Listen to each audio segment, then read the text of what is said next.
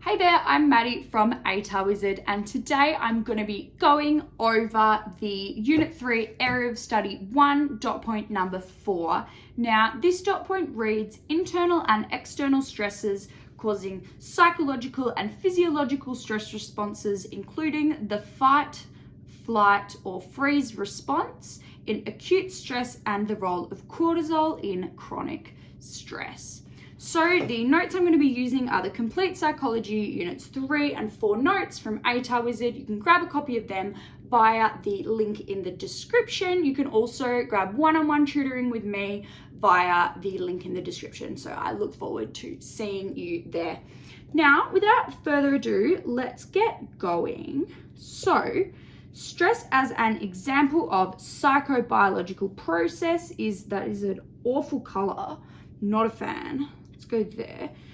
Is the sort of title of this section of the study design. Now, first we will look at stress. So stress is defined as a state of physiological and psychological arousal produced by the perception of a threat or challenge in the external environment. Stress can either be acute or chronic, as well as eustress or distress. So let's look at those now. We have acute stress, which is sudden or short term, so it doesn't last for very long, such as if you pick up your textbook and there's a spider underneath it, you're going to become very stressed very quickly, but the stress is going to go away when the stressor goes away, and it's only going to probably last a few minutes, or it should only last a few minutes or half an hour. So, and we have chronic stress. So these two go together and these two go together. So we've got chronic stress, which is long-term stress occurring over a substantial period of time. So if you undergo a significant life event or something which is stressful for you, this is likely to induce chronic stress. Now, this lasts usually over a span of years. Like it's a significantly longer time period than just the acute stress. Then we've got the eustress and the distress. So eustress has a positive impact on the person, such as being stressed about an assignment and therefore studying more and performing better. So if you have a psychology SAC on, say, like next week, so you've got a psychology SAC next week and you're stressing out about it, but you do something, this stress causes you to do something productive. So this stress causes you to do something productive. You might book psychology tutoring with me, and that is going to help you do better on your SAC and perform better. So this means that stress you were feeling led you to do something really positive and helpful for your own results, and you've booked a tutoring session, and so we can call it eustress because it's led you to take action which will make you perform better on the SAC, which is what was stressing you out.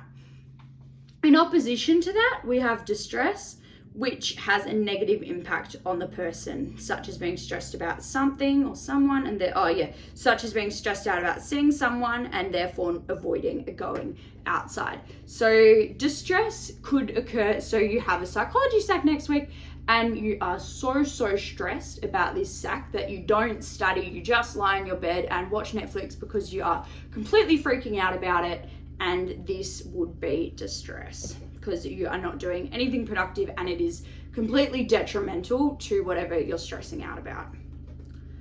So then, we've got the fight, flight, freeze model of the stress response. So the flight, fight, freeze, or the FFF reaction is an example of acute stress, so short term.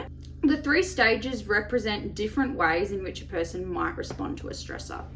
So, in flight, the sympathetic nervous system is dominant.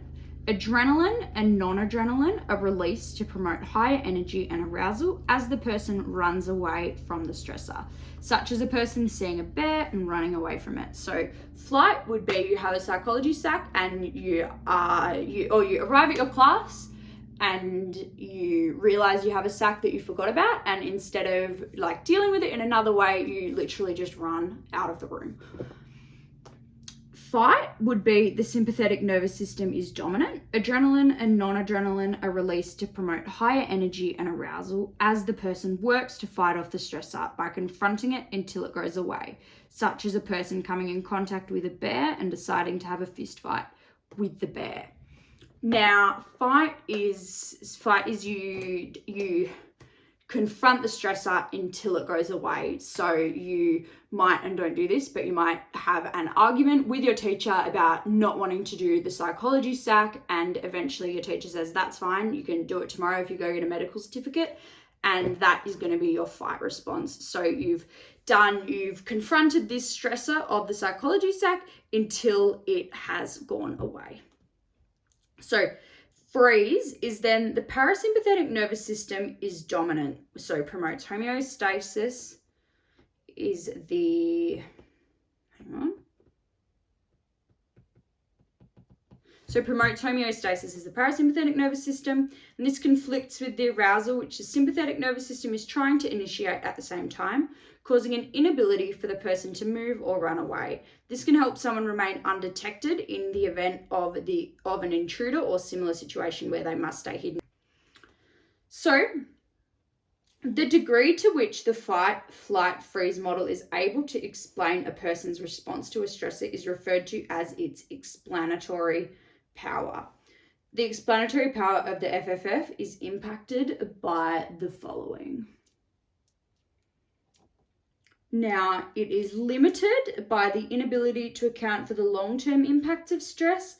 It does not account for the psychological impacts of a stressor, and it explains the immediate response to the presentation of a stressor only. So again, the explanatory power we look at, and this term can be quite confusing because it's new to the study design. So the explanatory power is referring to its ability to explain what is occurring to the person, and these points here are what is limiting its ability to explain what is going on in terms of the stress response. So that is it for this video. Again, you can purchase these notes via the link in the description, and also grab one-on-one tutoring with me via the link in the description. Now, do not forget to like and subscribe to stay up to date. Our next episode is going to be on the gut-brain axis. So I thank you so much for watching, and I will see you next episode. Bye.